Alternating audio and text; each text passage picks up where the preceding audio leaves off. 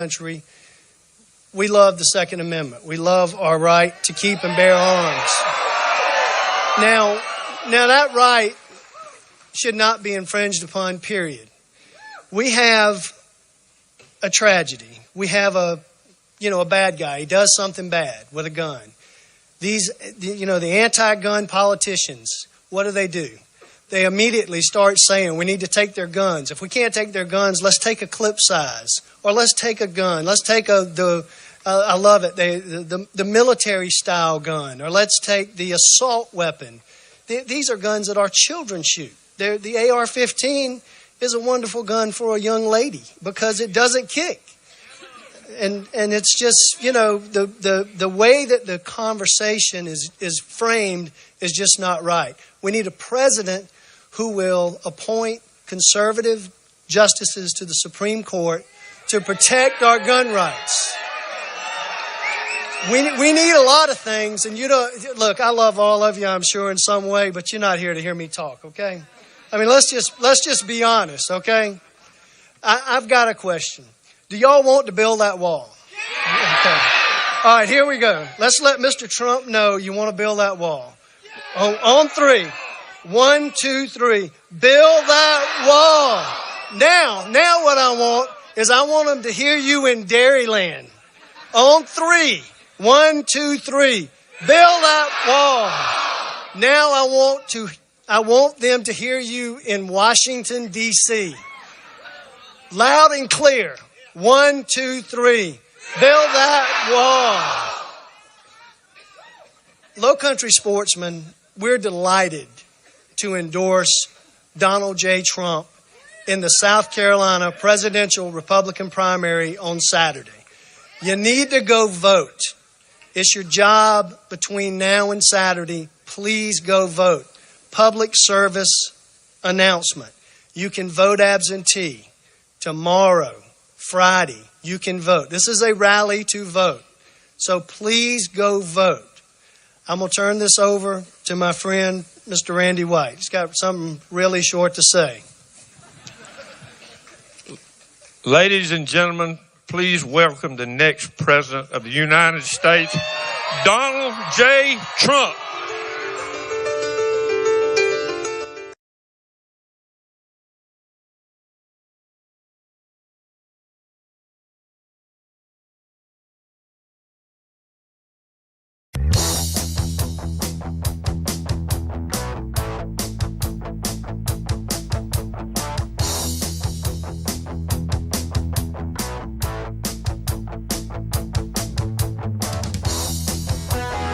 Thank you. Thank you, everybody. Wow. So nice. This is called Real Country. Look at this. Look at these people over here. Wow. So, to have the endorsement of these two very rich, very powerful, but really wonderful gentlemen. These are really wonderful gentlemen. Get back up here. Come here. Come here. What gentlemen? And they got some money, don't they, huh? They got some money. I'm looking at that equipment. They got some. That's good. So it's so important. They're getting out to vote is just so important because our country's been taken away from us. It's going so fast. And, you talk about Second Amendment because I was asking with Randy and a lot of people. I was talking to some of the people before, what would you like me to focus on? And they said, just Second Amendment, Second Amendment. Now, Second Amendment means a lot of other things, too. We're going to talk about trade a little bit. We're going to talk about other things. But the Second Amendment is under siege. You know that very well. We lost a great Supreme Court justice, and nobody thought this was going to be part of the equation. And all of a sudden, if somebody gets in that's the wrong person, they'll take that Second Amendment away so fast your head will spin. You see, Bloomberg is somebody that wants to knock out the Second Amendment. Hillary is a disaster on the Second Amendment. They want to take it away. So it's just not going to happen. It's not going to happen. And you have to get out and vote. So important. But when we lost our wonderful justice, who was a great man and a great Second Amendment person, I just heard coming up, the senators, we've been very disappointed. I'm a Republican, many of you are Republicans, but we're not being protected. Whether it's a budget, you saw the budget that was approved a month ago, it's approved by the Republicans. They gave it away. They gave Obama everything. So Obama wants to put in a Supreme Court judge. And the judge that he wants is going to be a very negative person to guns, because that's the way it is, okay? Believe me, that'll be the way it is. And basically, they don't have the right to do that. But I keep saying, well, are the Republicans going to fail? Are they going to crack? What's going to happen? And coming up today, I'm hearing, well, there could be a way of Obama pushing it through. Here we go, right? Here we go. Same thing you heard with Obamacare. It's going to be defeated. It's going to be repealed. We're going to repeal and replace Obamacare, believe me. But, I mean, look at what's going on with your premiums. 35, 45, 55% up. Your deductible is so high. You've got to see that truck right there. You got to get hit by that truck in order to ever use it.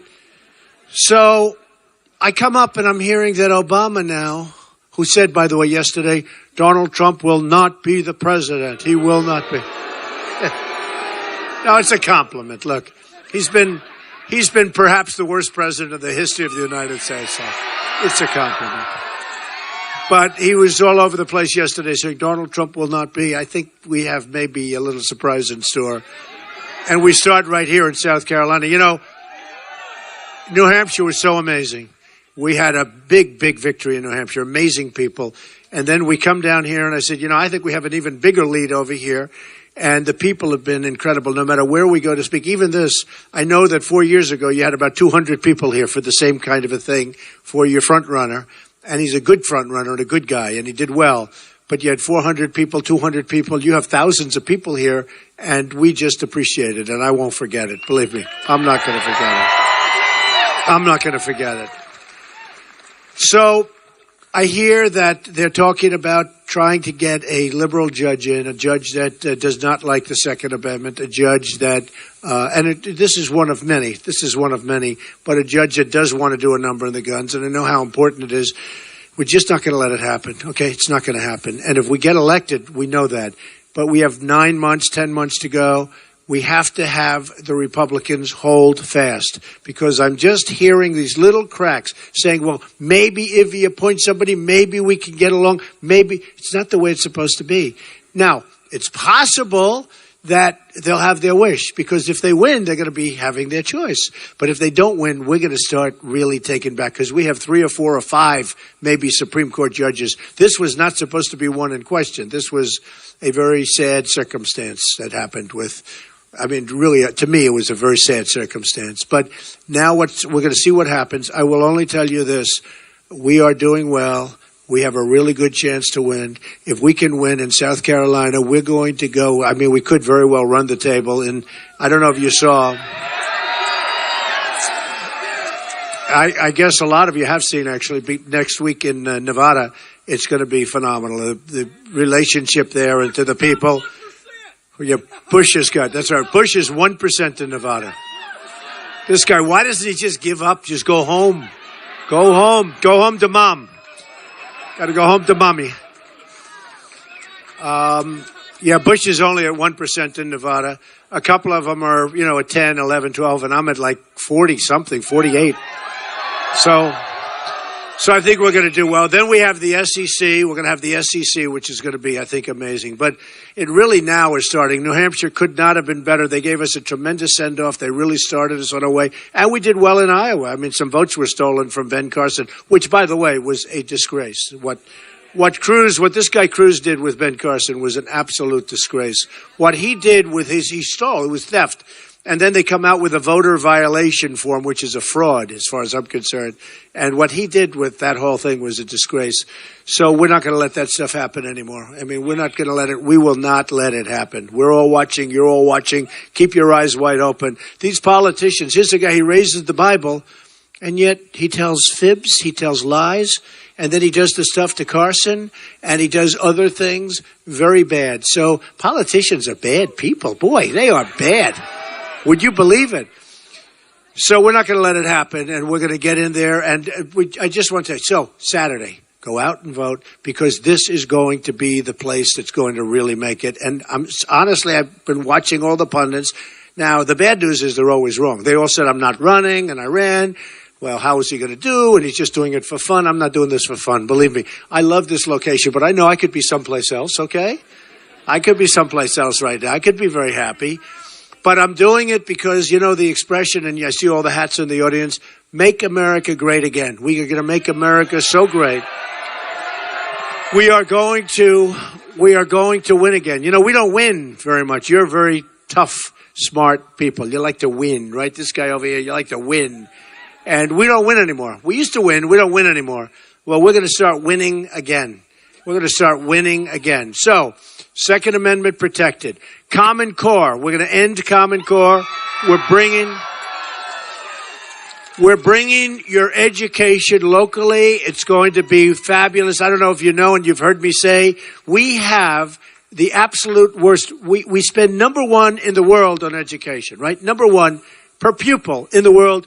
There is no second place because we're so high, so much higher. You have China, you have Norway, you have Denmark, you have Sweden. You have these countries are the best in terms of education. And they're on the list, the best.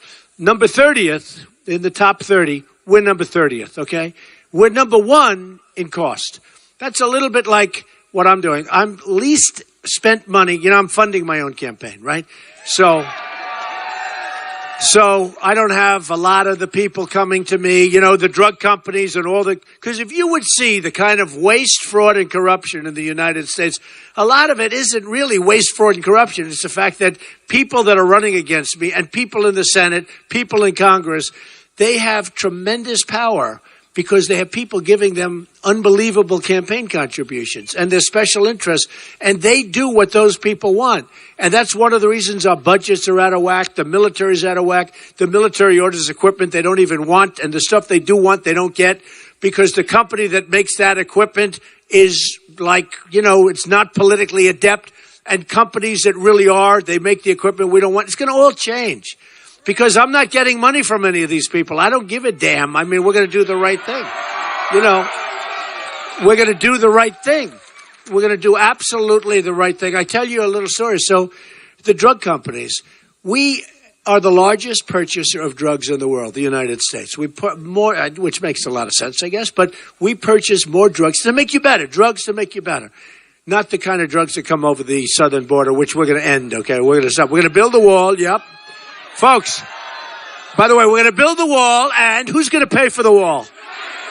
So you better believe it. We have a trade deficit with Mexico of $58 billion. And these characters come up, these politicians that I'm running against, you don't really think Mexico is going to pay for the wall? I said, absolutely, 100%. They said, how are you going to get Mexico to pay? And I don't want to go into it because they won't understand it. I mean, they have no concept of business. They have no, you know, the $150 billion we gave to Iran. These people have no concept. We have a $58 billion trade deficit with Mexico, okay? The wall's going to cost $12 billion, maybe less. If I build it, it'll be taller, better, and less, okay? So you think of this. So they say, how are you going to possibly do it? They make so much money, plus we give them subsidy. They make so much money from the United States, it's going to be one of the easy things. And I don't know if you heard, one of the presidents or ex-president of Mexico held a news conference. He said, we will never, ever, ever pay for the wall. And the press called me. They said they will never pay for the wall. I said, who was it? Calderon. He's very nice, good guy. He said, tell him the following. The wall just got 10 feet higher. Got 10 feet higher. Yeah, they're going to pay for it. And I get along great with Mexico. The problem is, I mean, they buy apartments. I have hundreds and hundreds and even thousands of workers, Hispanics I'm doing great with. We have such an amazing relationship with Hispanics, and they're great people. The problem is the leaders of Mexico are too smart for our leaders. They're too smart. They're too cunning. You look at what's going on. It's unbelievable. The border is a disaster. It's a sieve. It's like people flow over. Not going to happen anymore, folks. People can come into our country, but they're going to come in legally. They're going to come in through a process. They're going to come in legally. So with trade, we're going to solve the trade problem. I don't know if you saw Carrier Air Conditioner announced 2 days ago they're moving to Mexico. Nabisco, they're moving their big plant from Chicago to Mexico. Ford, they're moving this massive complex. They're building $2.5 billion plant, and now they just announced they're building it bigger. I've been talking about this for 2 years. Yesterday, the Wall Street Journal, they announced they're building it bigger. In other words, they're doubling down. You know why? Nobody does anything about it. I'm going to do something about it. So I watched. Somebody said, what would you do about Carrier? Because that was a sad case. Somebody used their cell phone, and they would tell them, you're out of work, you're out of jobs, forget it, it's over. We're moving to Mexico. And the people are crying. Grown men that have been there for a long time, really incredible people. And they're crying, and they're devastated, and they lost their job. They've never had another job, and now this whole thing's moving to Mexico. And they said, what would you do? I said, tell you what I'm going to do. Because, they talk about free trade. I'm a free trader. But I say, if I put a tax on these characters, these, idiots, they're like stupid. They say, Donald Trump is not a true conservative because he taxed. We got to make, it's got to be fair stuff, folks. It's got to be fair. I'm a conservative person. Hey, I'm the most conservative on the border. I'm the most conservative with the military. Nobody's tougher than me. I'm the most conservative. We are going to make our military so big, so strong, so powerful. Nobody's ever going to mess with us, folks. We won't have to use it. I'm the most conservative on taking care of the vets. Our vets are treated horribly. We're going to take care of them. I'm the most conservative on Common Core. We're ending Common Core. I told you that, and we're moving it locally. And nobody is more conservative, and we call toughness, but nobody is more conservative on the Second Amendment. So all of these things. But with Carrier, so they have in, and they're coming across, and they're going to build a plant and probably get some subsidies from Mexico. We probably even give them subsidies. They probably have the United States giving subsidies to move out of the country. That's how stupid it is, and that's how stupid we're run. So what happens is they say, what would you do? I said, very easy. We call them. We say, let's have a meeting. Here's the story, folks. You're moving to Mexico, congratulations. But if you don't stay in the United States, you're going to have a problem. But here's what you do. You want to move to Mexico, build your factory. It's going to be wonderful. Hire your people. They're not from the United States. All those people are now looking for jobs, and those are good jobs. We're hiring a lot of part-timers now. We're hiring, and the numbers are totally phony, the 5%, totally phony numbers. So I say, here's what we're going to do. Very simple. You build your plant in Mexico, enjoy yourselves, and you're going to sell air conditioners and just have them cross the border and sell them to the United States. No, you're going to pay a 35% tax on every air conditioner. It's true. It's the only thing you can do. And you know what? It's the only thing you can do. There's nothing else, because otherwise how are you going to get them to stop? And then you have the devaluations with China, the all-time. They're like grand chess masters or these people are the greatest in history. They're grandmasters of that devaluation. They devalue their currency. Japan's doing very well too. They're killing Caterpillar. They're ordering Komatsu tractors now because they've devalued you take a look at what's happened to the yen, and it's very hard. A friend of mine is a big excavator. You all know excavators. I love excavators. This guy's a very big one. He buys Caterpillar tractors all the time and excavators. He just put in a big order for Komatsu. Not that he wanted to. He said, Donald, they made it impossible for me not to buy.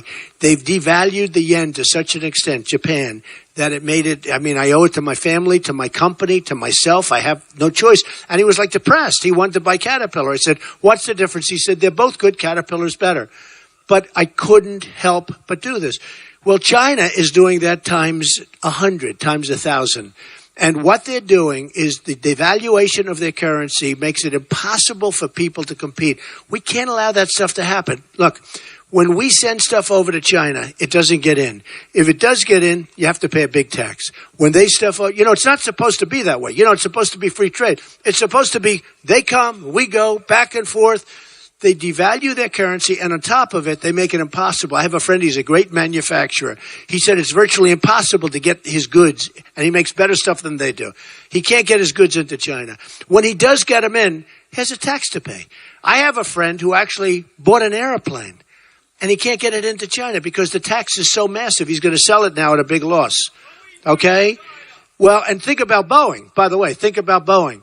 Boeing is building plant over here. Boeing just had a big order from China, but China's making them build a massive airline facility, right? Massive, like bigger than anything you've seen. Okay, you feel good about Boeing right now? Tell me in 5 years, unless I'm president, you'll be fine. Don't worry about it. But tell me in 5 years you're going to feel good about Boeing, because I'll tell you what's happening. They are going to build that plant. They're building it. They're building. It's going to be finished soon. But they're going to build that plant. They're going to devalue the hell out of their currency. And all of a sudden, you'll be reading a big front page story all over the place that Boeing's going to leave, right, South Carolina. They're going to make all their planes in China. Because that's what they do. That's what they do. And our leaders aren't smart enough to stop it, okay? I have Carl Icahn endorse me, great businessman, very rich guy, very, very successful. If I told Carl, do me a favor, I want you to watch over China trade. We're going to be in great shape. We have right now people that have no concept of what they're doing. They have no concept of what they're doing. They're political hacks. I mean, that's what they are. They're political hacks. And these are the people that are negotiating with these people from China. And again, China, likewise. I get along great with China. Largest bank in the world, my tenant.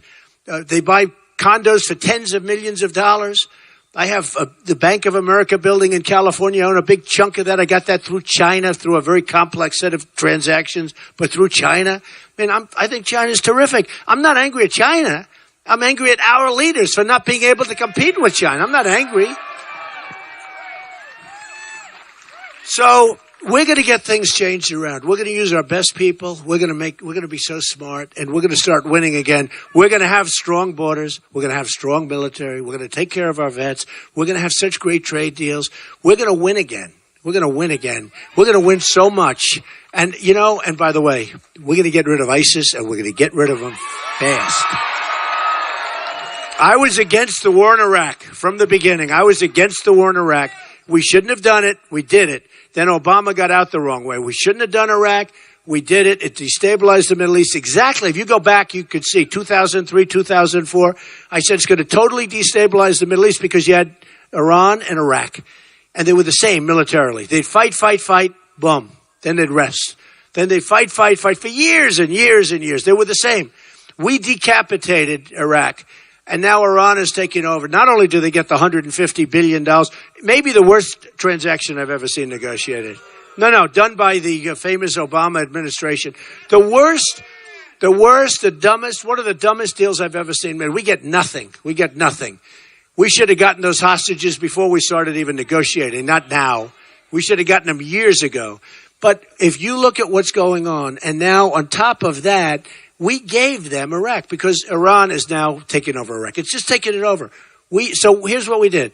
We spent $2 trillion, thousands of lives lost, wounded warriors who we all love all over the place. They're the best people, the most incredible. They're tougher than all of us, these people. I mean, what they've gone through. So the wounded warriors all over the place. You know what we have? Nothing. We have nothing. We have absolutely nothing. So here's what we're going to do. We're going to change things around. We're going to be smart. And we'll do what we have to do in terms of ISIS and all, but we have to start rebuilding our country. We have $4 trillion in the various places. $4 trillion, not going to happen anymore. We're going to have a strong military, but we have to rebuild our roads, our bridges, our tunnels, our schools, our hospitals. I mean, our country's like a third world country. You go over to Qatar and you go over to some of these places in the Middle East. You go to China, you see the airports, you see the bridges. They have bridges that are so incredible, you've never seen anything like it.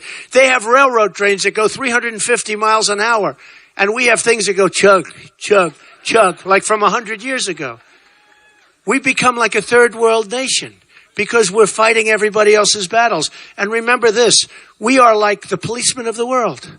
But we don't get paid anything. We protect Germany.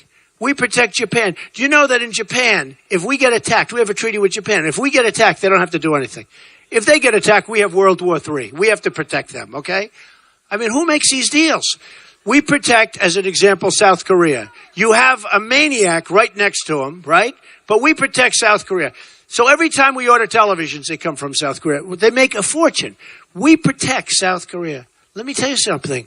Why aren't they paying? They pay peanuts for what we do. Every time this guy, raises his head, we see our ships start to sail, our soldiers get ready. We have 28,000 soldiers at the border. So we take care of the world. We don't get it. Saudi Arabia, before the oil went down, they were making $1 billion a day. $1 billion a day. And we rent space so that we can help them. We rent military bases. We pay rent. And yet without us, they wouldn't last for 2 weeks. They'd be gone. So we're going to change all that stuff, folks. I mean, we want to be good. We want to be fair. We want to have heart. And we're not going to let these Syrian folks in that we don't know who they are. We don't know where they come from. They're not coming into this country. They're not coming in. You know, you have a lot of them. I don't know if you know it. You have a lot of them moving to South Carolina. I don't know. Have you heard this? And you ought to tell your governor, don't let them move to South Carolina. You don't want them in South Carolina. And I know they'll say, well, we have nothing to do. We're state government. Let me tell you something. If a governor from a state didn't want to have them, I don't care what it says, you don't have to have them. But we don't know where they come from. We want to help them with safe zones. We want to get the Gulf states to pay. I don't want to pay. We owe $19 trillion. We owe enough. We can lead it, but let the Gulf states, they have so much money, they don't know what to do with it. Let them build safe zones. Look at what's happening in Germany. It's a mess. Look at Sweden. Look at Brussels. I mean, Brussels, you go there 20 years ago, 15 years ago, was incredible. So when I call for moratoriums and I call for this, first I get hit with tremendous heat, right? Then everybody sort of says, you know, he's right.